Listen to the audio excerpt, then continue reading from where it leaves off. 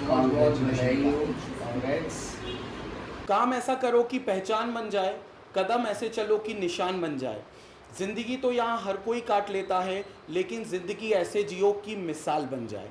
इसी मिसाल को सिद्धि गोटी ने, जो 12th क्लास की भोपाल की स्टूडेंट है और मैग्नेट ब्रेन्स की सब्सक्राइबर्स और व्यूवर्स है, इसी मिसाल को अपनी ज़िंदगी में बनाया है। आइए आज आपको मिलाएंगे हम सिद्धि गोटी से, जो अभी क्लास 12th का जो रीसेंट रिजल्ट डिक्लेयर्ड हुआ है, उस रिजल्ट की ये स्टेट टॉपर हैं। मतलब अभी तक जो सोर्सेस आए उसमें स्टेट टॉपर है सिद्धि गोटी, जिनके परसेंटेज जो हैं वो 99.2% हैं। और इतनी ही अचीवमेंट्स नहीं है, अगर इनके अचीवमेंट्स की हम एक गाथा लिखेंगे तो पूरा एक ग्रंथ लिख सकते हैं। क्योंकि 10th क्लास से, क्योंकि ये जो मैग्नेट ब्रेन्स के फैकल्टीज हैं उनके साथ ये बहुत पहले से जुड़ी हुई हैं, बहुत पुरानी इनकी जर्नी रही है, बहुत पुराना साथ रहा है। तो 10th क्लास में ये सिटी टॉपर रही थी, जहां पर इन्होंने 98.8% सिक्योर किए थे। देन एनटीएससी का स्टेज 1 क्लियर किया था। स्टेज 2 बस थोड़े से कदम से दूर रह गई थी, 1 मार्क से स्टेज 2 को क्लियर करने से दूर रह गए थे, लेकिन फिर इन्होंने पीछे मुड़कर नहीं देखा और 12th क्लास में स्टेट टॉपर बने विथ 99.2 परसेंटेज। तो मिलते हैं सिद्धि से और सिद्धि के इस प्रिपरेशन के, इस अचीवमेंट के बारे में जानते हैं कि ये मुकाम उनने किन बाधाओं को पार करके, किन परिस्थितियों में ये मुकाम हासिल किया है, उस पर चर्चा करते हैं। तो सबसे पहले कॉन्ग्रेचुलेशंस टू यू सिद्धि कि आपने मतलब झंडे गाड़ दिए यार, आग लगा दी पूरे तरीके से कि ये सोचना पड़ रहा है कि इतनी टफ सिचुएशंस अगर मैं बात करूं सिद्धि, कि पिछले 2 साल में जो स्थितियां थी, पिछले 2 साल में ये स्थितियां थी कि पता भी नहीं था कि एग्जाम होगा या नहीं होगा। पैंडेमिक से पूरी दुनिया गुजर रही थी, हर तरफ हाहाकार मचा हुआ था और अपने आसपास इतनी नेगेटिविटीज थी। तो 2 चीजें पहले मैं आपसे जानना चाहूंगा। पहला सवाल ये कि इस मुकाम तक लाने में आपको कितने लोगों ने वहां पर सपोर्ट किया, कौन कौन थे जो आपकी इस अचीवमेंट में इंपॉर्टेंट भूमिका निभाई, और दूसरी चीज, आपने इन नेगेटिविटीज में खुद को पॉजिटिव कैसे रखा, आपका सोर्स ऑफ इंस्पिरेशन क्या था, ये मैं जानना चाहता हूँ। सो आंसरिंग द फर्स्ट क्वेश्चन कि किन किन ने मेरे को सपोर्ट करा आज तक की जर्नी में। So first of course family, जिनने मेरे को बचपन से ट्रेन करा for the person who I am today, और टीचर्स धीरज सर, अभिषेक सर, जिनसे मैं बहुत पहले से जुड़ी हुई हूँ, करीब 5 साल से मैं इन सब के कांटेक्ट में हूँ। और दूसरे भी जो टीचर्स हैं जिन सब से मैंने आज तक पढ़ा है, इवन मेरे प्री प्राइमरी टीचर्स जिनने मुझे बेसिक ABCD पढ़ना सिखाया, तो और उन सब के ही सपोर्ट से आज मैं यहाँ हूँ एंड मैं आप सबके सामने हूँ। बहुत बढ़िया। मतलब आप देखेंगे जैसे हमने कहा कि एक स्टूडेंट का जो अचीवमेंट दिखता है वो बाहर से जो दिखता है, उसके पीछे के जो परिश्रम होता है, उसके पीछे की जो मेहनत होती है, उसमें कई लोगों का सपोर्ट होता है। और वो जर्नी मुझे लगता है सिद्धि स्टार्ट हो जाती है जब हम लोग लिखना, चलना, बोलना, मतलब सबसे पहले तो हम चलना जब सीखते हैं तब से हमारी जर्नी स्टार्ट होती है, जिसमें हमारे पेरेंट्स होते हैं सबसे पहले। फिर हम प्राइमरी स्कूल में जाते हैं, वहां हम लिखना सीखते हैं, चीज़ों को ग्रेस्प करना सीखते हैं, और फिर उसके बाद एक करियर ओरिएंटेड पढ़ाई जो कहते हैं हम 9th क्लास से ऑनवर्ड्स स्टार्ट हो जाती है, वो हम लोग स्टार्ट करते हैं। तो उसमें ऑलरेडी धीरज सर, आप सब लोग जानते हैं भाई, बड़े एक्सपर्ट फैकल्टीज हैं मैग्नेट ब्रेन्स पर, सब लोगों ने इनके फिजिक्स के धमाकेदार और एनर्जेटिक लेक्चर्स देखे होंगे। सिद्धि उनसे पिछले 5 साल से जुड़ी हुई है। फाउंडेशन के लिए अभिषेक चौहान सर, आप जानते होंगे, आपके मैथ्स के बड़े फेवरेट टीचर हैं मैग्नेट ब्रेन्स पर। फाउंडेशन के लिए ऑलरेडी अभिषेक सर ने उनका बेस क्लियर करवाया है, पूरा फाउंडेशन रखा है यहाँ पर कि सिद्धि आज इस मुकाम तक पहुंची है। तो पूरी चर्चा हम लोग करेंगे, पूरी बातें करेंगे, और आप लोगों के मन में भी जो सवाल आता होगा ना, मैं पूरी कोशिश करूंगा कि आज एक स्टूडेंट के पॉइंट ऑफ व्यू से ये इंटरव्यू लूं। मतलब मैं खुद ये समझ रहा हूं कि मैं बच्चा हूं और तुम लोगों के एंड से जो तुम्हारे मन में सवाल आएंगे आज वो अपन पूछ रहे हैं अपने सीनियर से, ताकि अपन भी इस चीज को आगे अमल में ला सके, ताकि इस चीज को अपन भी फॉलो कर सके, और आज सिद्धि जिस जगह पर है हम भी उस जगह पर पहुंचे। तो सिद्धि, सेकंड जो मेरा उसमें क्वेश्चन था कि वो नेगेटिविटी से हमने डील कैसे किया, क्योंकि कई बच्चे हैं जो इनको लगता है कि सर अभी तो यही नहीं क्लियर हो रहा कि एग्जाम होगा कि नहीं होगा। तो इसमें एग्जाम हुआ और उसमें आपने टॉप किया, तो क्या सोर्स ऑफ इंस्पिरेशन है, क्या पॉजिटिविटी कहां से लाया आप? सो धीरज सर हमेशा जब भी हमें पढ़ाते हैं तो बोलते हैं कभी भी मार्क्स के लिए मत पढ़ो, आप नॉलेज के लिए पढ़ो। तो जब एक कोई भी स्टूडेंट अगर नॉलेज के लिए पढ़ रहा है तो वो ऑब्वियसली अपना कॉन्सेप्ट एकदम क्लियर रखेंगे एंड उस पर क्वेश्चंस प्रैक्टिस करेंगे। सो जब एक प्रैक्टिस होती है तो एक कॉन्फिडेंस क्रिएट होता है एंड कॉन्फिडेंस ही हेल्प करता है एक ऑप्टिमिस्टिक पॉइंट ऑफ व्यू से एक एग्ज़ाम को लिखने में। कभी आपको नर्वसनेस नहीं लगी कि यार छोड़ो यार, एग्जाम होगा नहीं, मैं काय को इतना टेंशन ले रही हूँ, काय को इतना पैनिक ले रही हूँ, लेट्स एंजॉय। मोबाइल उठाते पबजी खेलते हैं, या फिर एक काम करते टीवी देख लेते, आज कोई शो आने वाला है और जब एग्जाम की डेट आएगी तो एक रात पहले या एक दिन पहले पढ़ लेंगे। कभी ऐसा ख्याल मन में नहीं आया ऐसा कुछ? नर्वसनेस होना तो नेचुरल है, नर्वसनेस होती है, बट ये ख्याल कभी नहीं आया, बिकॉज एक गोल जब माइंड में सेट होता है तो आपका डिटर्मिनेशन होता है to achieve it. Okay, so you are always on the path towards that. Okay.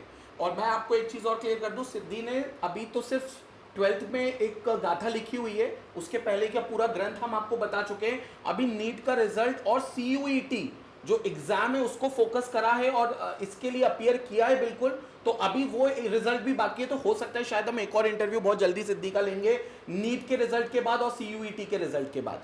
अब मैं आपको जानना चाहता हूँ सिद्धि कि अभी काफ़ी व्यूअर्स को हमारे ये लगता है कि यार ऑफलाइन जो होता है ना वो ही सही मोड होता है पढ़ने का, क्योंकि जब तक हम किसी टीचर के सामने नहीं होते तब तक हम नहीं समझ सकते कि वो हमें क्या पढ़ा रहे हैं, या उनकी बॉडी लैंग्वेज हमें नहीं दिखती ऑनलाइन में जो ऑफलाइन में बेहतर दिखती है, तो हमें ये लगता है कि हम ऑफलाइन ही टीचर से बेहतर पकड़ सकते हैं। तो फिर हमें ये समझना है कि अगर कोई कंसेप्ट को हमें समझना है, कोई कंसेप्ट को अगर हमें पकड़ के चलना है, तो उसके लिए क्या मोड इंपॉर्टेंट होता है ऑफलाइन वर्सेस ऑनलाइन में? या आपको लगता है कि नहीं, अगर पढ़ने वाला इंसान है तो वो मोड कोई सा भी हो, ऑनलाइन में भी वो चीज़ अचीव कर सकता है जो ऑफलाइन में वो अचीव कर सकता है?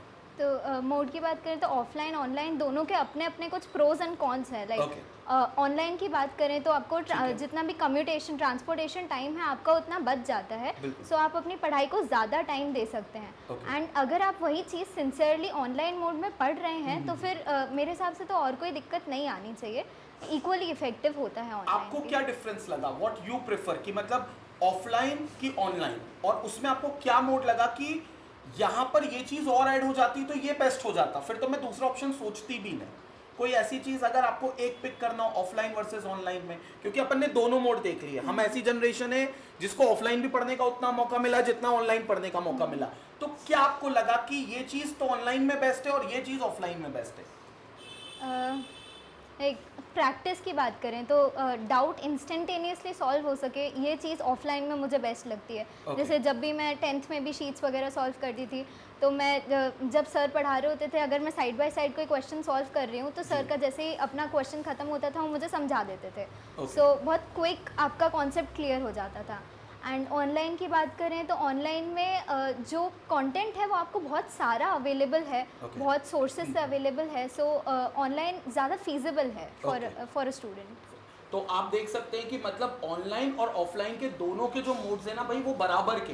तो हम लोग भी कभी ये नहीं कहते कि आप ऑनलाइन पर ही निर्भर रहो, आप स्कूल मत जाओ। स्कूल आप जाओ, आपका स्कूल जाना बनता है, ऑफलाइन क्लासेस वहाँ पर लगती हैं, आपको वो बिल्कुल अटेंड करना चाहिए। लेकिन उसके बाद जो आप हायर एम करते हो, कॉम्पिटिटिव एग्जाम के लिए एम करते हो, पैंडेमिक सिचुएशन में रहते हो कभी, या फिर बहुत खर्चा आता है, या आप ऐसी जगह रहते हो जहाँ पर अच्छी फैसिलिटीज अवेलेबल नहीं है, क्योंकि सिद्धि तो भोपाल से हैं, लेकिन सिद्धि आप एक बार बताओ, ये कोई बच्चा है जो गाँव में पढ़ रहा है, अगर उसको यहाँ अचीव करना है तो क्या वो माइग्रेट करे, या उसको लगता है कि ऑनलाइन में जो यूट्यूब चैनल है जहाँ आपके फेवरेट फैकल्टीज हैं धीरज सर और वो, वहाँ से उनको पढ़ाई की जर्नी स्टार्ट करनी चाहिए, या उन्हें बड़े शहर आकर कोई बड़े इंस्टीट्यूट में एडमिशन ले लेना चाहिए? रूरल एरियाज़ की बात करें तो ऑनलाइन बेटर ऑप्शन है, गिवन दैट वो अपनी फैमिली के साथ रह सकते हैं, एक इमोशनल सपोर्ट मिलेगा उनको, and at the same time वो अपनी प्रिपरेशंस भी इक्वली इफेक्टिवली कैरी आउट कर सकते हैं। तो अगर आप सब सिंपल सी बात है, आपको ऑफलाइन के लिए स्कूल्स तो जाना है, स्कूल्स का कभी हम लोगों ने ये चीज़ नहीं है कि आप स्कूल की जगह आप क्लासेस अटेंड करो, आप यूट्यूब पर जाओ, यूट्यूब पर लेक्चर्स देखो, जहां ऑफलाइन की ज़रूरत है वहां ऑनलाइन भी है, और जहां ऑनलाइन की ज़रूरत है वहां ऑफलाइन भी है, दोनों एक दूसरे पर डिपेंडेंट है। इट्स नॉट लाइक कि ऑफलाइन ही है तो ऑनलाइन आपको ध्यान नहीं देना, या ऑनलाइन ही है तो आपको ऑफलाइन ध्यान नहीं देना। और Siddhi is a live example for this कि इन्होंने दोनों चीज को मिक्स्ड करा, it was a hybrid of both the things, कि जहां उनको लगा कि नहीं मेरे पास ये कंटेंट एक लिमिटेड टीचर इतना ही पढ़ा सकता है, लेकिन मुझे इससे ज्यादा जानना है, तो she switch to Magnet Brains channel, जहां पर समुद्र था ज्ञान का, जहां पर आपको सारी चीजें थी कि बस खोलकर हमें लेक्चर देखना है, पेशेंटली एक जगह बैठना है और उन सेशंस को देखना है। तो मैं सारे स्टूडेंट्स को यही कहूंगा, यही सिद्धि की बात आप तक पहुंचाने का प्रयास करूंगा कि जहां आपको ज्ञान मिले बीट ऑफलाइन बीट ऑनलाइन, उसको बटोरना चालू करें। जहां से भी आपको ज्ञान मिलता है उसके लिए बड़े इंस्टीट्यूट में लाखों रुपए खर्च करने की जरूरत नहीं है। आपको लगता है आप ऑफलाइन क्लासेस में जाकर, स्कूल में जाकर सीख सकते हो, उसके बाद ऑनलाइन सपोर्ट ले सकते हो, आप बिल्कुल लें। सिद्धि एक चीज और है, क्योंकि मैग्नेट ब्रेन्स फ्री प्लेटफॉर्म है, आपको पता है, यूट्यूब पर आप देखोगे नर्सरी से लेकर 12th तक, और इवन अभी तो हम लोगों ने IIT JEE और नीट को भी फोकस किया है, क्योंकि एक्सक्लूसिवली नए चैनल आ गए हैं मैग्नेट ब्रेन्स IIT JEE और नीट के नाम से। अब कई लोगों का ये परसेप्शन रहता है कि फ्री है ना तो ऐसे ही होगा, मतलब फ्री की चीज की वो कहते हैं ना, हमें वैल्यू नहीं होती, कि ऐसा लगता है कि जैसे एक रेस्टोरेंट है, वहां पर एक जगह पे 10 रुपए का खाना मिल रहा है, एक जगह पर आप जाओगे तो 500 550 का बिल बनेगा। तो वो मेंटालिटी है कि यार 10 रुपए का खाना हेल्थ के लिए अच्छा नहीं होगा, पता नहीं कैसे बनाया होगा, क्या किया होगा, लेट्स गो फॉर दैट 500 रुपए वाले खाने पर, और वहां जाते हैं। क्योंकि आप ऑलरेडी मैग्नेट ब्रेन से पढ़े हो, आपने पूरा कंटेंट देखा है, आपने पूरे नोट्स देखे हैं, आपने धीरज सर की टीचिंग देखी है, आपने अभिषेक सर की टीचिंग देखी है।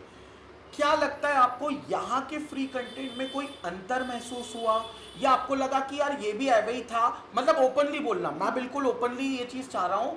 अगर आपको कोई कमी भी लगी है ना कि सर ये चीज और ऐड हो जाए तो और बेहतर हो जाएगा, तो सारी चीज आप मेरे को बताना कि क्या फ्री कंटेंट में यहाँ कुछ डिफरेंस लगा आपको, या आपको लगा कि नहीं ठीक है वो कंटेंट तो अपनी जगह था, लेकिन जो थ्योरी या जो सर की टीचिंग हमें वहां मिली ऑन कैमरा वो एक्सेप्शनल थी, और ये चैनल वो वंडर्स कर रहा है जो शायद और कोई चैनल ना कर पा रहा हो। तो आप अपने चैनल को लेकर क्या एक्सपीरियंस शेयर करेंगे? ओके, सो मैग्नेट ब्रेन्स से मेरी जर्नी करीब 2 साल पहले स्टार्ट हुई थी, जब मैग्नेट ब्रेन्स लॉन्च हुआ था। ओके। एंड वहाँ पे मैंने देखा कि इवन दो वो चैनल फ्री है, बट वो बहुत ऑथेंटिक चैनल था। तो गिवन नोट्स बोलो, लेक्चर्स बोलो, फैकल्टी बोलो, वहाँ पे सब चीज़ एकदम up to the mark facilities available थी। एंड जो नोट्स थे वो भी ऐसा नहीं था कि बहुत ज़्यादा आउटस्टैंडिश है या फिर बहुत एग्जैजरेटेड है। वो प्रॉपर जो भी फोकस है उसको पॉइंट ऑफ व्यू में रखते हुए बहुत प्रॉपरली प्रिपेयर्ड नोट्स थे। और जो क्वेश्चंस प्रैक्टिस करवाते हैं चैनल्स पे, जो लेक्चर्स में एक्सप्लेन किया जाता है, मुझे बहुत रिलेटेबल कंटेंट लगा। ओके, ऑथेंटिक लगा था, रिलेटेबल था। बिल्कुल। बिल्कुल। तो इसमें मेरा एक और सवाल है कि जो हम लोग नोट्स देते हैं, कई बार वो रहता है कि नोट्स बच्चा लगता है कि यार ठीक है ये नोट्स तो मेरे को कहीं और मिल जाएंगे, क्योंकि आप धीरज सर से पहले से भी जुड़े हुए हो, ऑफलाइन क्लासेस में भी आपने देखा होगा आपको नोट्स लिखाते, तो आपको वो डिफरेंस इन नोट्स क्या लगा होगा कि क्या ये नोट्स ऑफलाइन में जो मिले और जो हम लोग दे रहे हैं मैग्नेट ब्रेन्स के चैनल पे, उनमें से कौन ने ज्यादा सपोर्ट किया, एक बात, और दूसरी बात किसका कंटेंट ज्यादा आपको जेन्युइन लगा कि हाँ इसमें मेरे को ज्यादा डिटेल्स मिली है? तो जब हम लोग ऑफलाइन में खुद से नोट्स बनाते हैं तो कई बार हम कोई पॉइंट मिस कर जाते हैं, कहीं कोई फॉर्मूला लिखना भूल जाते हैं, कहीं कोई रिलेशंस लिखना भूल जाते हैं। तो गिवन अगर मैग्नेट ब्रेन्स के नोट्स हम रेफ़र कर रहे हैं तो हमें सारा कंटेंट जो है वो एक वन ग्लांस व्यू पे मिल जाता है, और उसमें गलतियां भी समझ में आती है कि यहाँ ये गलती हो सकती थी कि हमने कभी लिख लिया।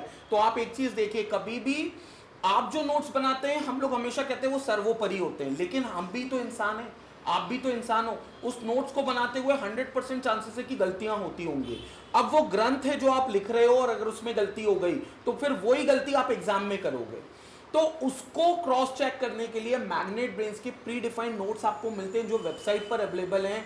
सिद्धि ने भी उन्हीं नोट्स को रेफर किया था, सर लोगों के वीडियो लेक्चर्स को रेफर किया था, सर लोगों से टाइम पर गाइडेंस ली थी, और तब जाकर वहां पर यह मुकाम हासिल किया जो आज सिद्धि को अचीव हुआ है, जो 99.2%, मतलब आप काउंट करो 99.2%। तो उसमें अभी मैं उस चीज पर भी आऊंगा कि केमिस्ट्री का, मैथ, बायोलॉजी का और फिजिक्स का क्या इंडिविजुअल स्कोर था, हम उसकी भी बात करेंगे, बकायदा आपको रिजल्ट भी दिखाएंगे। लेकिन अब उसके पहले मैं एक बार धीरज सर से, अभिषेक सर से इनका लुकआउट जानना चाह रहा हूं, क्योंकि सिद्धि को वो बहुत पहले से जानते हैं। ऐसा था कि मैग्नेट ब्रेन्स पर सिद्धि 2 साल पहले जुड़ी थी, जब 2019 में मैग्नेट ब्रेन्स की लॉन्चिंग हुई थी।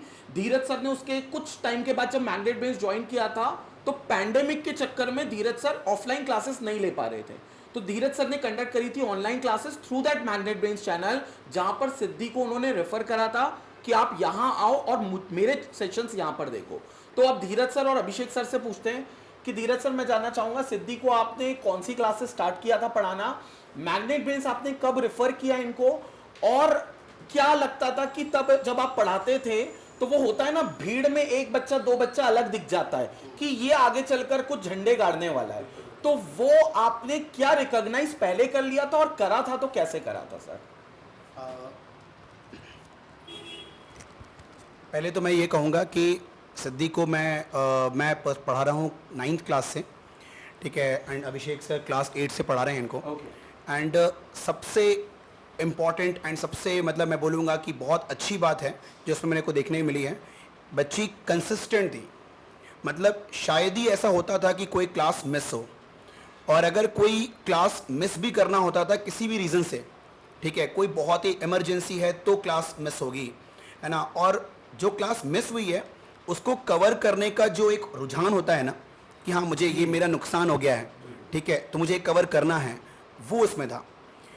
दूसरा जो मैं ये कहूँगा कि जब मैं क्लास लेक्चर लेता था मैं, तो उसमें होता था कि जब वो कोई भी लेक्चर चल रहा है, उस पर्टिकुलर लेक्चर में जो डाउट्स होते थे इसके, वो डाउट्स ऐसे डाउट्स होते थे कि वाकई अगर बच्चा बहुत सीरियसली चीज़ों को सुन रहा है तो ही वो ऐसा डाउट क्रिएट कर सकता है, ठीक है। मतलब इन डेप्थ डाउट्स वहाँ पर पूछती थी वो। तो जहाँ से ये समझ में आता है कि हाँ इसकी जो स्टडी है वो थॉरो स्टडी है, ठीक है। एंड जनरली क्या होता है कि बच्चे जो क्वेश्चंस पूछते हैं वो ये बोलते हैं कि इस क्वेश्चन का आंसर नहीं आ रहा है हमें, ठीक है, लेकिन इसके डाउट होते थे कि इस क्वेश्चन में इसका आंसर ये होना चाहिए, लेकिन ये भी तो होना चाहिए।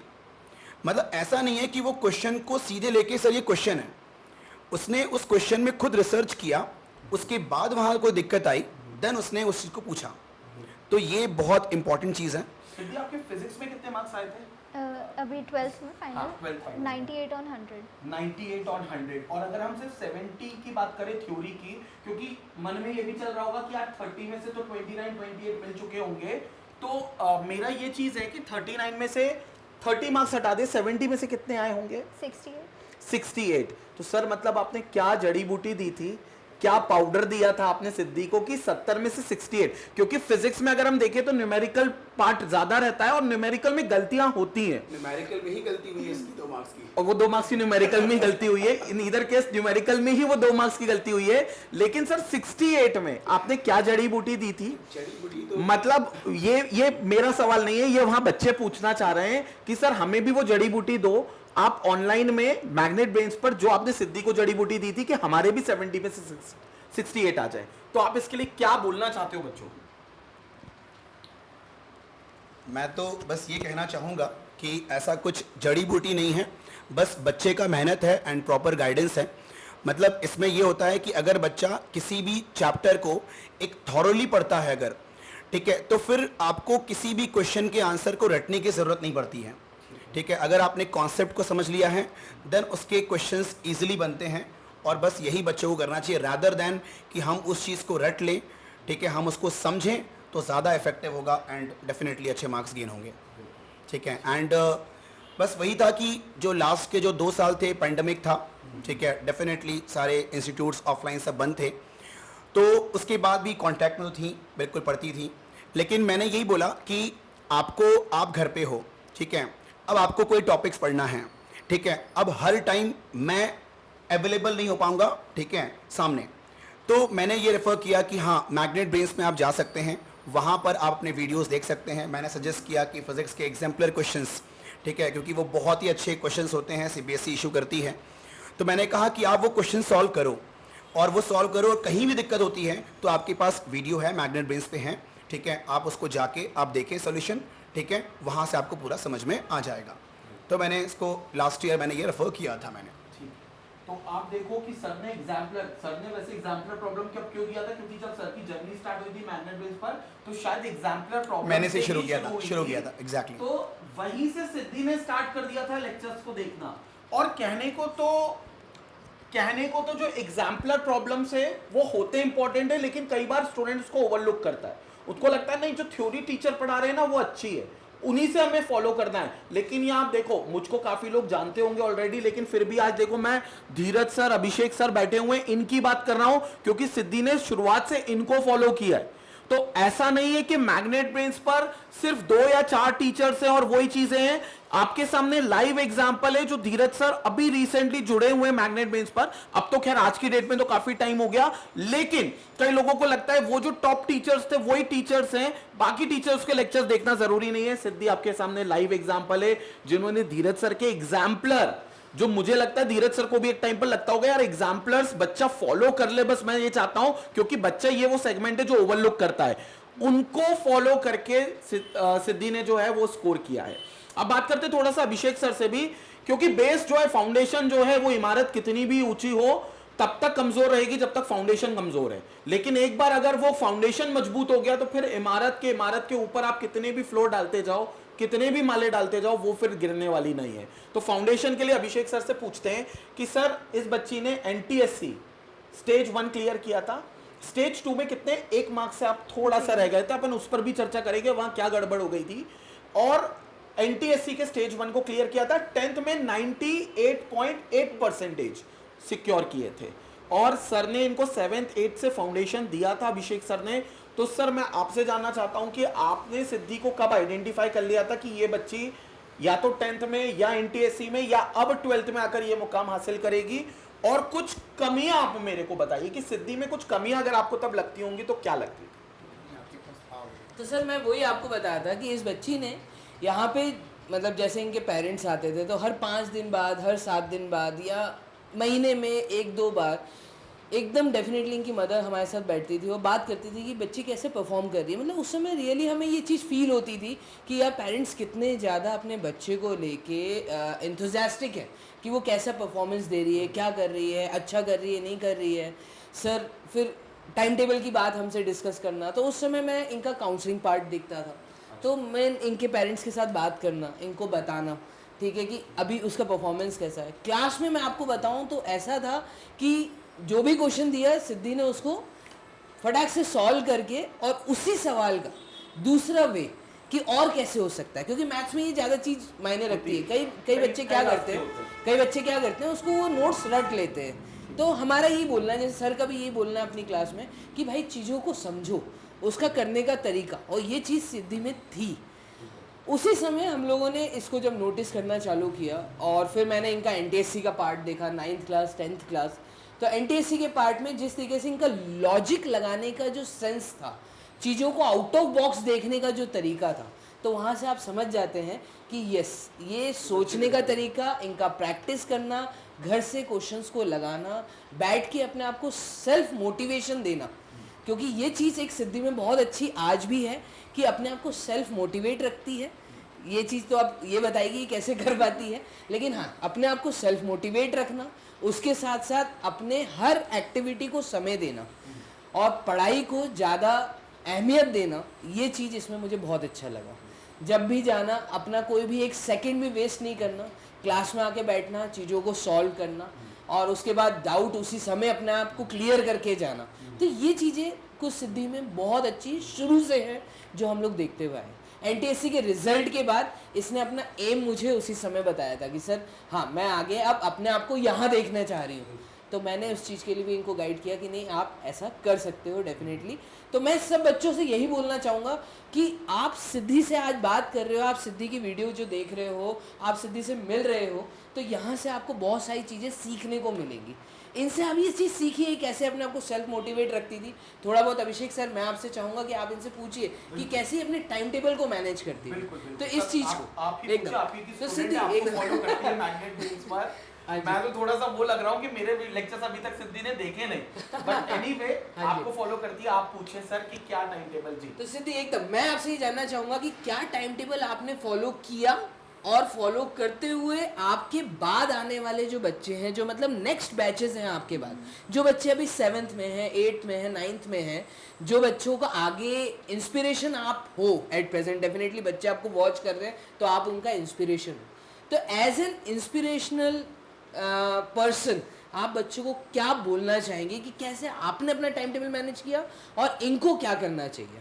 लेक्चर्स का खास तौर से आप मेन चीज, आप लेक्चर्स के लिए अपना समय कब निकालते थे, कैसे मतलब ये ऑनलाइन इंस्टीट्यूट्स को भी अटेम्प्ट करना, अपनी सेल्फ टीचिंग भी, मतलब आपका सेल्फ अपना सीखना, और उस चीज़ को फिर लागू करते हुए इतना अच्छा रिजल्ट लेकर आना, इस मुकाम पे आना, तो ये चीज़ें आप एक बार डिस्कस करिए हमारे सारे व्यूअर्स के साथ। ओके, सो टाइम टेबल की जहाँ बात करें तो I was never a night owl, I was a morning person. तो मैं सुबह जल्दी उठना प्रेफर करती थी, तब मेरा कॉन्सेंट्रेशन एट इट्स मैक्स रहता था। सो 5-5:30 अराउंड आई यूजुअली वेकअप, और उस टाइम पे मैं 1-1.5 आवर कंटिन्यूस अपने कॉन्सेप्ट्स को रिवाइज करने का पार्ट, प्रैक्टिस क्वेश्चंस उस टाइम पे मैं नहीं करती थी। उस टाइम पे कॉन्सेंट्रेशन हाई है, इसलिए मैं थ्योरी पे प्रेफर करती, थ्योरी पढ़ती थी। एंड देन स्कूल जाते थे, स्कूल से आते थे, दो करीब बज जाता था इसी सब में। एंड देन फिर मैं जब स्कूल से आए हैं तो एक थोड़ा ब्रेक फॉर्म ऑफ चाहिए है, तो उस टाइम पे मैं मैग्नेट ब्रेन के लेक्चर्स यूजुअली देख लेती थी, बिकॉज उसमें आपको जो क्रिएटिवली कंटेंट मिल रहा है तो आप उसको इजीली ग्रास्प कर सकते हैं। फिर वहाँ पे थोड़े बहुत लेक्चर्स देखने के बाद फिर मैं कोचिंग आती थी या बैडमिंटन क्लास जाती थी ऑल्टरनेट डेज वाइज। एंड फिर कोचिंग से आने के बाद जैसे कभी भी आपके पास 15-20 मिनट्स का टाइम है, इस टाइप का रेंज है, कहीं आपको बाहर जाना है उससे पहले आप जल्दी रेडी हो गए हैं, तो फिर इस केस में जैसे ये ऑनलाइन का एक बहुत अच्छा पर्क है कि what you can do is आप क्वेश्चंस वहाँ से आप जल्दी सॉल्व कर सकते हैं। एंड कोई छोटा टॉपिक है तो आप जल्दी से कवर कर सकते हैं, जो आप ऑफलाइन में नहीं कर सकते। मैं 20 मिनट के टाइम में जाके ऑफलाइन नहीं बोल सकती कि मेरे को टॉपिक पढ़ा दो। सो ये एक ऑनलाइन का बहुत अच्छा पर्क है। सो इस तरीके से मैंने बीच बीच में लेक्चर्स देखे, बीच बीच में प्रैक्टिस करी, ताकि कोई भी टाइम वेस्ट ना हो। एंड जो मेरे सेल्फ स्टडी टाइम था, उस टाइम पे मैं जनरली मैग्नेट ब्रेन्स के लेक्चर्स देखना प्रेफर करती थी, ताकि एक रिविजन भी हो सके एंड कॉन्सेप्ट क्लियर हो सके। दैट्स नाइस सिद्धि। ये सेल्फ स्टडी का टाइम आप कितना देती थी अपने आप को? क्योंकि बच्चे यहाँ पे बहुत ज़्यादा कंफ्यूज है अपने सेल्फ स्टडी के पॉइंट को लेके कि भाई कैसे सर सेल्फ स्टडी के लिए तो समय ही नहीं मिल पा रहा। तो सिद्धि आपने जैसे बताया सेल्फ स्टडी में एक और चीज़ है सर, मैं पूछूंगा। हाँ जी। बच्चे ये मानते हैं कि हाँ। सर अगर हम कोचिंग भी जाते हैं, हम स्कूल भी जाते हैं, या हम लोग कहीं ऑनलाइन क्लासेस भी अटेंड करते हैं, मैग्नेट ब्रेन्स भी देखते हैं, तो पढ़ते तो हम ही है ना, तो वो भी तो सेल्फ स्टडी हो गई एक तरीके से। लेकिन उसको सेल्फ स्टडी नहीं बोलते भाई।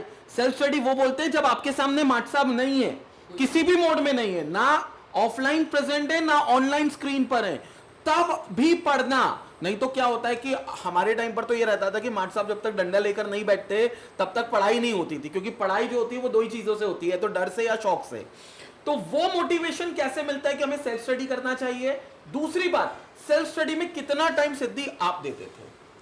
जनरली सेल्फ स्टडी का टाइम इससे नहीं डिटरमाइन होता कि आप कितनी देर पढ़ रहे हैं, वो इससे डिटरमाइन होता है कि आप कितने अच्छे से उस चीज़ को पढ़ पा रहे हैं उतने ही ड्यूरेशन में। एक प्रोडक्टिविटी आपकी कितनी है पर आवर। तो ऐसे केसेस में मैं जनरली 2-3 घंटा apart from the coaching and school, 2-3 घंटा जिसमें आप फिजिक्स के क्वेश्चंस प्रैक्टिस कर रहे हैं, 10th तक मैथ्स भी प्रैक्टिस करनी होती थी, या बायो की बुक से रिवाइज कर रहे हैं, कहीं ऑनलाइन प्लेटफॉर्म पे जैसे मैग्नेट ब्रेन से क्वेश्चंस प्रैक्टिस कर रहे हैं, तो मैं जनरली यही सब प्रेफर करती थी सेल्फ स्टडी में। तो आप ये देखो कि सेल्फ स्टडी के लिए आप कितनी लंबे देर तक बैठ सकते हो, दिस इज नॉट इम्पोर्टेंट। आप कितना इफेक्टिव पढ़ सकते हो उन टाइम में। आपको 3 घंटे नहीं बैठना, आप पढ़ो 40 मिनट, लेकिन 40 मिनट में इंश्योर करो कि आप पूरे 3 घंटे का जूस रख लो, यानी कि पूरा इफेक्टिव पढ़ाई आप करो। और उसके लिए आपने सुना होगा ध्यान से, सिद्धि ने एक और चीज जब अभिषेक सर ने पूछा था तो उन्होंने कहा था मेरी जैसे बैडमिंटन क्लास होती है या मेरे को कहीं जाना है तो 15 मिनट मेरे पास हैं तो मैं 15 मिनट में लेक्चर देख सकती हूँ। And this is the beauty of online classes. YouTube का ये सबसे फायदेमंद और सबसे अच्छा तरीका है कि भैया अब आपकी जो क्लास है वो आपके पॉकेट में है, आपका जो इंस्टीट्यूट है, आपका जो ज्ञान का भंडार जो सोर्स है वो पॉकेट में है। आप कभी भी पॉकेट से निकालो, YouTube पर जाओ, लेक्चर्स को प्ले करो, आपको ज्ञान मिलने लगेगा। 1 मिनट से लेकर 10 घंटे तक के वहां वीडियोस अवेलेबल है। आप अपने टाइम के हिसाब से फिल्टर लगा लो कि भैया मुझे आज 15 मिनट, अभी एक काम करता हूं, मैं बस का वेट कर रहा हूं, 15 मिनट का टाइम है तो 15 मिनट एक लेक्चर देख लेता हूं। 15 मिनट का lecture it will be counted as your self study. और वो 15 मिनट का लेक्चर आप सोचो कितना बड़ा इंपैक्ट दे सकता है लाइफ में। है तो वो मात्र 15 मिनट, लेकिन अब ये इंस्टीट्यूट होता कोई ऑफलाइन तो आप नहीं जा सकते थे उन 15 मिनट में। कोई टीचर होता ऑफलाइन में, आप 15 मिनट में क्या ही पूछ लेते उनसे और वो क्या ही बता लेते आपको। तो ये जो छोटे छोटे लेक्चर्स आपको मिलते हैं मैग्नेट ब्रेन्स के चैनल पर, कई बार ये जो बीच के टाइम होते हैं, 2 काम के बीच का जो टाइम होता है, उनमें भी आप देखकर आप सेल्फ स्टडी को काउंट करवा सकते हो और ये चीज हासिल कर सकते हो जो आज सिद्धि ने हासिल की है। अब इसमें एक और चीज है, जब हम लोग आ रहे थे तो चूंकि आपको पता है कि सिद्धि ऑलरेडी 5 साल से मैग्नेट बेंस के टीचर से जुड़ी हुई है, 2 साल से वो मैग्नेट बेंस के प्लेटफॉर्म से जुड़ी हुई है। तो जब हम लोग आ रहे थे तो धीरज सर ने बता दिया था कि मैंने 8th में ही अपने बाकी जो हम जहां पर थे सर वहां पर सबको बता दिया था कि ये बच्ची रिजल्ट है। तो धीरज सर थोड़ा सा उस एक्सपीरियंस के बारे में बताएं, और धीरज सर से एक क्रॉस क्वेश्चनिंग करूंगा, सिद्धि से भी मैं फॉलो अप क्वेश्चनिंग करूंगा कि एनटीएससी का स्टेज 1 क्लियर हो गया था, स्टेज 2 में 1 नंबर की कहीं कमी रह गई थी, वहां पर थोड़ा सा हताशा होती है, डिसअपॉइंटमेंट होता है, क्योंकि देखो दूरी सिर्फ 1 नंबर से थी वो एनटीएससी की। तो वो कैसे कई स्टूडेंट्स उसे नेगेटिव ले लेते कि यार अब तो मैं मेहनत नहीं करूंगा, लेकिन ऑन द कॉन्ट्ररी सिद्धि ने उसे पॉजिटिव लिया, क्योंकि एनटीएससी स्टेज 2 के बाद 12th हुआ और 12th में उन्होंने आपने देख लिया क्या झंडे गाड़े। तो वहां पर सिद्धि ने खुद को कैसे मोटिवेट करा और सर लोगों ने क्या सपोर्ट करा, उस पर बात करते हैं। तो धीरज सर पहले आप बताएं। मुझे वो याद है दिन कि एनटीएससी का जो स्टेज 2 का जब रिज़ल्ट आया था, तो अब उसमें क्या था, इसका फ़ोन आया था, उसने कहा कि सर मेरा स्टेज 1 जो है वो स्टेज 2 जो है वो क्लियर नहीं हुआ बिकॉज ऑफ 1 मार्क्स, 1 मार्क्स से रह गए हैं, तो नहीं हुआ। और डेफिनेटली रिग्रेट्स तो होते हैं बिकॉज क्योंकि बहुत मेहनत करता है बच्चा, और अगर वो चीज़ अंत में हासिल ना हो, ठीक है, तो डेफिनेटली, और वो भी 1 मार्क्स से, तो मतलब और ज़्यादा रिग्रेशन। तो मेरे वो स्टेटमेंट थे कि ऐसा नहीं है कि आप 1 मार्क्स से अगर आपका एनटीएस स्टेज 2 नहीं निकला, इसका मतलब ये नहीं कि आप डिजर्विंग नहीं थे, आप डिजर्विंग हो, ठीक है।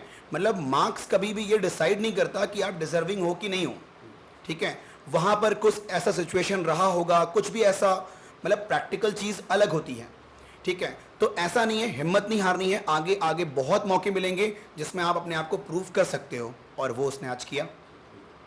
सिद्धि आप बताओ कि वो एनटीएससी स्टेज 2 का जो 1 मार्क की जो निराशा थी, एनटीएससी के स्टेज 2 की जो 1 मार्क की निराशा थी, वो मतलब ऐसा होता है ना कि कोई प्लेयर बैटिंग कर रहा है और 99 पे आउट हो जाए, तो वो जो 1 रन की कमी होती है ना, वो या वो कह लो कि 33 पासिंग मार्क्स थे 32 आए, तो वो 1 मार्क की जो कमी रहती है वो उसी गम के बराबर होती है जैसे उस बैट्समैन से पूछो जो 1 रन कम रह गया सेंचुरी से। तो सिद्धि उस समय आपने कैसे अपने आप को मोटिवेट करा कि नहीं यार, this is not the end, this is a beginning of something new, इसको कैसे डिसाइड किया?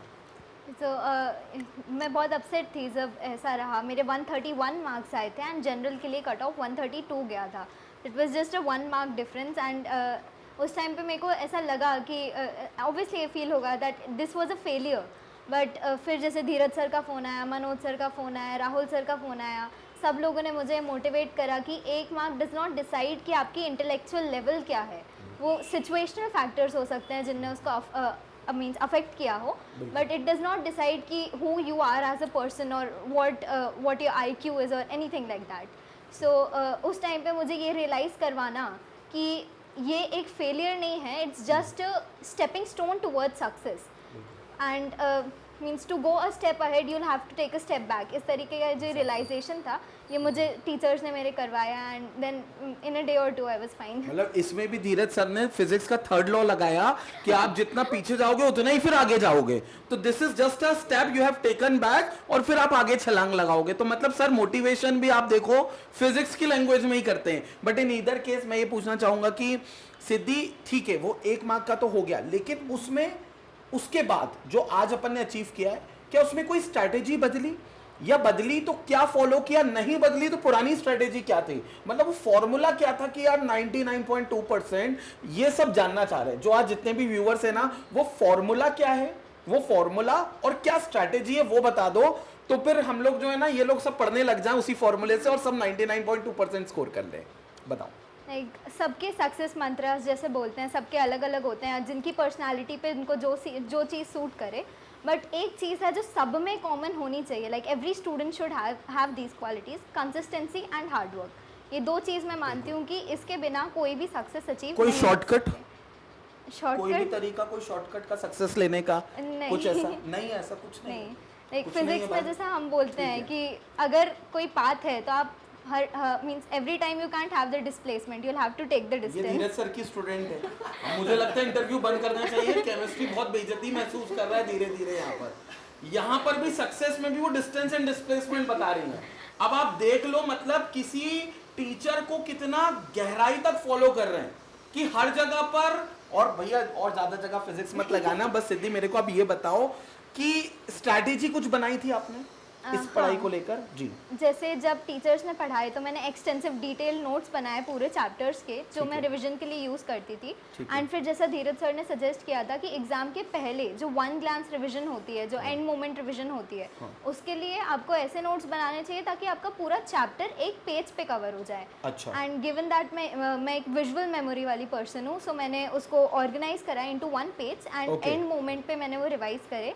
वन पेज नोट यहाँ पर कुछ नया है भाई जो मिला है, कि मतलब वन पेज नोट आप बनाओ और वो चीज विजुअलाइज हो जाए, मतलब वो आप मन में बिठा लो, क्योंकि सिद्धि बायो बैकग्राउंड से तो it's very easy for her to remember. तो बायो बैकग्राउंड वाले से बिल्कुल अमल कर सकते हैं कि एक वन पेज नोट में बनाए जितने भी नोट्स हैं, कुछ माइंड मैप सॉर्ट ऑफ, वो जो माइंड मैप्स आते थे कुछ उसके जैसा। नहीं, माइंड मैप्स बहुत लोगों के लिए इफेक्टिव रहते हैं, बट मेरे लिए वो थोड़े ज्यादा कंफ्यूजिंग हो जाते थे।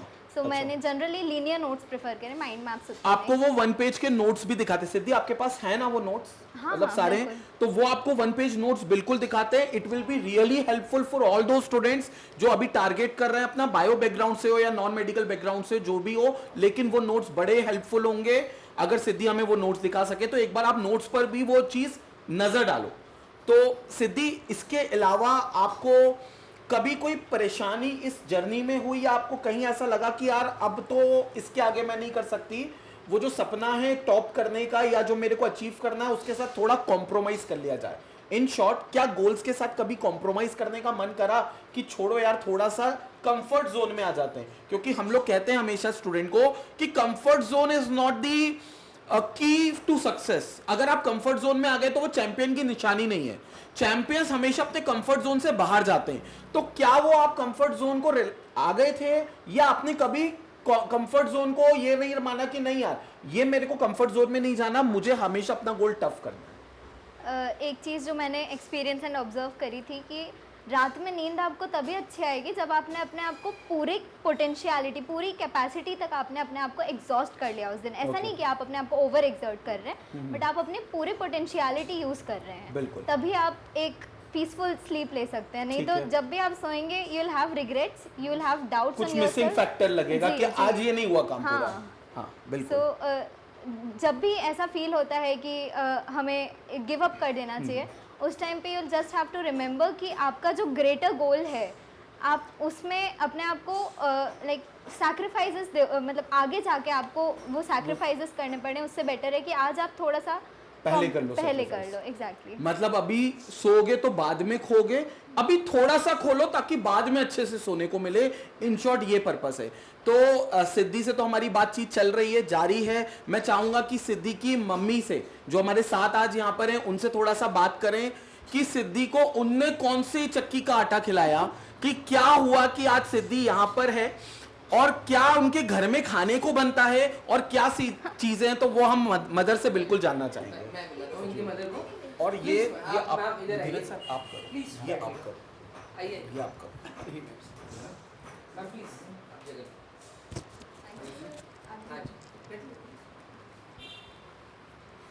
बस ये जानना चाह रहे हैं आपकी कि मतलब ऐसा क्या आपने किया सिद्धि के साथ कि मतलब हाँ ऐसा इफेक्टिव रिजल्ट देखने को मिला?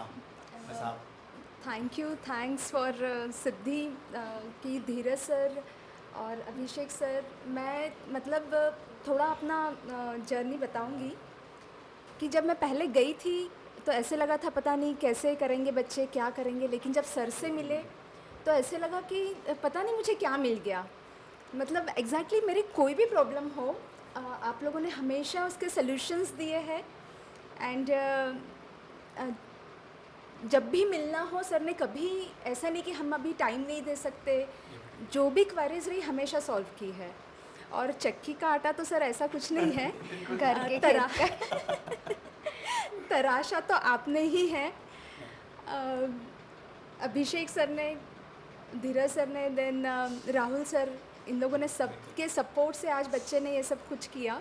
लेकिन हाँ, मैं बच्चों को ज़रूर ये कहना चाहूँगी कि आप हमेशा क्वालिटी पे ध्यान दें, क्वांटिटी पे कभी नहीं। एंड सेकेंड थिंग, जब भी आपको कुछ भी डाउट्स होते हैं ना, तो अपने माइंड में कभी डाउट्स नहीं रखना। आप एग्ज़ाम हॉल में जा रहे हैं या आपका कुछ भी जो भी रूटीन में भी एग्ज़ाम्स होते हैं, तो आपके डाउट्स आप पहले क्लियर कर लीजिए। कभी भी डाउट के साथ जाते हैं तो वो डाउट हमेशा माइंड में रहता है, और उस तरह के जब सवाल आते हैं तो you are not able to solve that. इसलिए हमेशा अपने डाउट्स को क्लियर करते हुए चले, ये नहीं सोचे अरे इतना हो जाएगा फिर करेंगे। जैसे जैसे बन रहे हैं वो करिए। एंड डेफिनेटली मैग्नेट ब्रेन्स ने बहुत हमको हेल्प की है। जब भी कभी कभी ऐसा होता था कि अरे रात में, जैसे मैंने कहा डाउट वाली चीज़, कि अब रात में कोई डाउट आ गया, सिद्धि जनरली 10-11 बजे तक सो जाती है, पर इतने रात में कहाँ टीचर्स को कॉल करें, तो वो वीडियो ऑन कर ले, तो उसमें देख लिया कि हाँ यार इसमें क्या है। मतलब ये काफ़ी ऑनलाइन का मुझे लगता है कि बहुत पॉजिटिव पर्सपेक्टिव है कि आप एक तो टाइम मैनेजमेंट इसमें आपका बहुत अच्छा होता है। क्लास आप अटेंड करते हैं तो आपको 2 घंटे की क्लास करना ही करना है। यहाँ पे आपका ऐसा है कि हाँ मुझे ये डाउट है तो ये क्लियर कर लिया। बच्चे तो इसको फॉरवर्ड भी कर लेते हैं, फटाफट देख लिया, आधी घंटे का लेक्चर है, एक बार पहले टॉपिक पढ़ा हुआ है, बस जस्ट उसको एक रिवाइज़ करना है, तो 10 मिनट में उस टॉपिक को आपने रिवाइज़ कर लिया। ये सब जब मैंने ये मुझे बहुत अच्छा लगा, मतलब, और मैग्नेट ब्रेन से सिद्धि को काफ़ी हेल्प मिली है। तो डेफिनेटली यू ऑल जो भी व्यूवर्स है, जो सब्सक्राइबर्स है, मुझे लगता है कि नहीं, आप सब भी बहुत अच्छा करेंगे, क्योंकि आपके पास में सारे एक्सेल टीचर्स हैं, एंड दे डेफिनेटली वो आपके लिए इतनी मेहनत ले रहे हैं, और आप लोग भी उनको उतना सपोर्ट करेंगे, तो यू ऑल्सो डू वेल। मुझे बिल्कुल थैंक यू।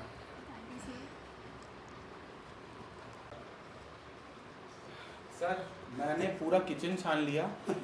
नॉर्मल आटा है, नॉर्मल दाल है, नॉर्मल खाना बनता है, कुछ नॉर्मल है, कुछ भी ऐसा नहीं है। तो मैं बताना चाहता हूँ, ये जो तुम लोग सोचते हो ना ये लोग कुछ अलग खाते हैं, कुछ अलग, मैं अभी जो गया था ना, मैं किचन देखने गया था कि कौन सी चक्की का आटा खा रहे हैं, क्या सब्जी बनती है, कोई बादाम वादाम काजू किशमिश क्या है, सब कुछ खाकर भी आया हूँ बकायदा। कुछ भी नहीं मिला ऐसा कि जो ऐसा लगे कि कुछ अलग से ये सिद्धि को दिया गया है और सिद्धि ने उस वजह से टॉप किया। सर एक चीज मैं चाहूंगा, आप सिद्धि अभी जो सिद्धि के ब्रदर हैं उनके साथ जाएं और नोट्स को एक बार खंगालें कि इसके स्टडी रूम में कोई ऐसी चीज तो नहीं है, और उसके लिए आप प्लीज देखें। बिल्कुल बिल्कुल सर।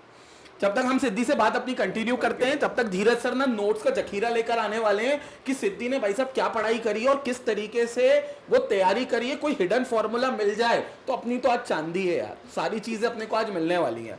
सिद्धि अब इस पे लास्ट सवाल जो मैं आपसे पूछना चाहूंगा, जैसे आज यूट्यूब पर कोई भी स्टूडेंट जाता है, हम भी जाते हैं, तो काफ़ी कुछ चीज़ें जो रहती है यूट्यूब पर, कंटेंट इतना सारा अवेलेबल रहता है कि कभी समझ में ही नहीं आता। पजल्ड रहते हैं, क्या डिस्टॉर्टेड डेटा है कि हमें यहाँ से 12th का मिल जाएगा, यहाँ 11th का मिल जाएगा, 11th के 3 टॉपिक्स हैं, तो बड़ा ये लगता है कि इतना सारा डेटा है तो हम इसमें पढ़े कैसे, इतना सारे कंटेंट से हम पढ़े कैसे। तो उसमें आपको क्या दिक्कत गई और उसका सोल्यूशन आपने क्या देखा? जैसे YouTube पे, जैसे आपने सही बोला कि बहुत इतना सारा कंटेंट है कि बहुत कंफ्यूजन क्रिएट हो जाता है, तो आपका आधा टाइम तो प्रॉपर जो ऑथेंटिक कंटेंट है वो सर्च करने में ही निकल जाता है। तो इसलिए जो मैग्नेट ब्रेन्स का ऐप है और उसकी वेबसाइट है, मैंने उसको रेफ़र किया, जहाँ पे सारे जो लेक्चर्स हैं वो chapter wise and inside the chapter topic wise segregated हैं with its time perfectly mentioned. तो इससे मुझे बहुत क्लियर कट अपने टाइम के हिसाब से मैनेज करके मैं लेक्चर्स उसी सीक्वेंस में देख लेती थी, जिससे मुझे हेल्प मिली। तो एक चीज़ है, जैसा सिद्धि ने यूट्यूब पर मैग्नेट ब्रेन्स के बारे में जाना, लेकिन she directly went to the website, और वेबसाइट और ऐप जैसा वो बता रही है, उन्होंने डाउनलोड कर कर पूरे लेक्चर्स को देखा जो कि सीक्वेंस में थे। अगेन उसमें धीरज सर के लेक्चर्स आपने देखे होंगे। तो अच्छा धीरज सर के बारे में मेरे को आप ये बताओ, अभी वो नोट्स लेने गए हैं, अभी आ ही रहे होंगे, क्या बेस्ट पार्ट लगता है धीरज सर के बारे में? अब थोड़ा सा टीचर के बारे में हो जाए कि क्या आपको बेस्ट पार्ट लगता है कि धीरज सर की टीचिंग में ये बेस्ट पार्ट था, और एक अभिषेक सर की टीचिंग का जो बेस्ट पार्ट है, अभिषेक सर मतलब अभिषेक चौहान सर की बात कर रहे हैं हम लोग, ठीक है, क्या बेस्ट पार्ट आपको लगता है? धीरज सर से मैं 4 साल से फिजिक्स पढ़ रही हूँ, 2 साल मैथ्स भी पढ़ा। तो धीरज सर जिस एंथुजियाज़म से हर बैच को सेम चीज़ पढ़ाएंगे, पर हर बैच को जिस एंथुजियाज़म से पढ़ाएंगे, तो वो ऐसा होता है कि एक बार में आप वो ग्रास्प कर लेते हैं। मैंने 9th में सर से पूछा भी था, सर आप हर साल एक ही चीज़ पढ़ा के बोर कैसे नहीं हो जाते? बोले जब एक नया बैच दिखता है, एक जुनून रहता है कि इनको भी मुझे वो नॉलेज ट्रांसफ़र करना है जो मैंने गेन किया है। तो ये जो एनर्जी, ये जो एंथुजियाज़म होता है, ये मोटिवेट करता है एक स्टूडेंट को और बेटर परफॉर्म करने के लिए। एंड अभिषेक सर ने जैसे मेरा पूरा बेस बनाया मैथ्स का फाउंडेशन में, तो उनने मुझे ये चीज़ सिखाई थी कि जितना तू प्रैक्टिस करेगी उतना ही तेरा रिजल्ट बेटर आएगा। तो जितने क्वेश्चंस उनने मेरे को बहुत सारा मटेरियल प्रोवाइड करा, मतलब उनने मेरे को ये सिखाया कि practice makes a man perfect, जो and a woman also, gender not gender specific. तो ऑफ कोर्स जो प्रैक्टिस का कॉन्सेप्ट है वो अभिषेक सर ने इनिशिएट करा था। ओके, तो भैया आप लोगों ने देख लिया, यहाँ पर सारी चीज़ें समझ ली हैं कि कैसे वो फॉर्मूला तो हमें मिला नहीं है, ना कोई हमें किचन में ऐसी चीज़ें मिली हैं छापा पड़ने पर कि कोई चीज़ ऐसी कोई खा रही हो सिद्धि जिससे 99.2% स्कोर कर लिए हो। धीरज सर को बड़ा टाइम लग गया नोट्स में, मुझे इनको भी देखना पड़ेगा, बट सिद्धि एक लास्ट मैसेज हमारे व्यूवर्स और सब्सक्राइबर्स के लिए कि ये लोग कैसे अपना पॉजिटिविटी बनाए रखें, कैसे इसको आगे बढ़ाएं और वो मुकाम हासिल करें जो आपने हासिल करे। इतने में धीरज सर की वापसी हुई है। सर मुझे तो लगा आपको पकड़ लिया अंदर किसी ने कि नहीं फॉर्मूला हम नहीं दे सकते। आपको ये रजिस्टर्स मिले हैं, मुझे लग रहा है फिजिक्स केमिस्ट्री बायो के 3 रजिस्टर हैं, तो if I am not wrong कि आप अपने फिजिक्स की उठा लाए हो और कुछ नहीं लाए हो, ऐसा कुछ तो नहीं है? तीनों को इक्वल इंपॉर्टेंस दिए। ठीक है ठीक है ठीक है। तो सर नोट्स आपने देखे कि अपने जो अपन पढ़ाते हैं वही नोट्स सिद्धि ने पूरे प्रॉपर बनाए थे, मतलब देख लो धीरज सर अब कॉपी चेक कर रहे हैं, वैसे तब नहीं करी थी इनने कॉपी चेक क्योंकि ऑनलाइन में हम लोग नहीं कर सकते। आज घर आने का मौका मिला है तो धीरज सर आज कॉपी चेक कर रहे हैं, तो सर देख लीजिए, चेक कर लीजिए और रिमार्क भी दे दीजिए। It's never too late for a teacher, आप बिल्कुल रिमार्क भी दे सकते हैं। बाकी सिद्धि लास्ट कोई मैसेज हो और वो मोटिवेशन हो, बाकी हम लोग नोट्स बताएंगे आपको, पूरी चीजें आपको स्क्रीनशॉट मिलेगा और इसका 1 पेज जो नोट जो इनने बहुत नई बात बताई सिद्धि ने कि 1 पेज में उन्होंने सारे नोट्स को कन्वर्ट करा था, वो चीज भी हम लोग यहां पर जानेंगे। तो सिद्धि एक लास्ट मैसेज हमारे व्यूवर्स को, और सिद्धि के साथ ही आज का हमारा ये इंटरव्यू यहीं पर समाप्त होगा। Stay tune, stay connected with magnet brain. All the very best for your future endeavours. I am very sure that you will all do great. आपकी टीचर्स की गाइडेंस लो एंड अपने सारे डाउट्स क्लियर करो, consistency and hard work, and you will make us all proud. Thank you.